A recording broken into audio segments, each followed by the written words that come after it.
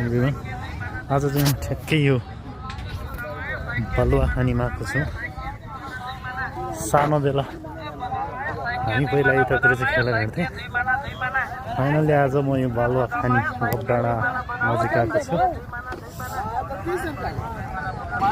यता चाहिँ अहिले यस्तो रमाइलो भएको छ कि बडा हुँदैछ नि। ठुलो म्याच भइरहेको रहेछ भलिबल। अब हेरौँ एकछिन भलिबल म्याच पनि। यतातिर नि रहेछ भाइहरू र यहाँ चाहिँ कमै रहेछ। यो साइड चाहिँ टम्मै मान्छेहरू रहेछ। यतातिर दर्शकहरू व्यापक रहेछ। आज शनिबार भएको कारणले धेरै मान्छेहरू हुने रहेछ।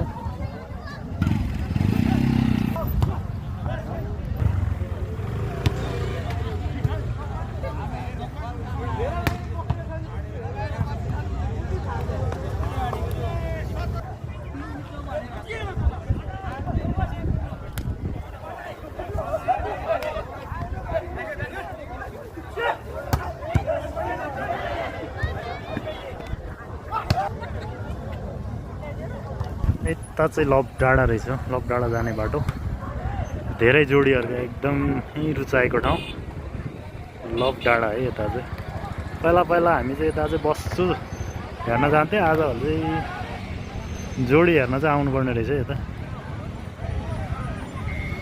अनि यता क्रिकेट प्रेमीहरू रहेछ। सानो सानो भाइहरू क्रिकेट खेलिरहेछ। अनि बाइक सिक्नेहरू पनि बाइक चलाइरहेछ। यो बालुवा खानी चाहिँ पहिला हामी ज्यानस्टिक हान्थ्यौँ सानो सानोमा।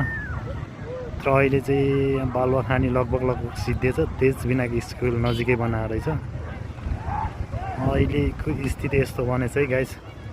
थ्याङ्क यू सो मच सबैजनाले भिडियो हेरिदिनु भएकोमा।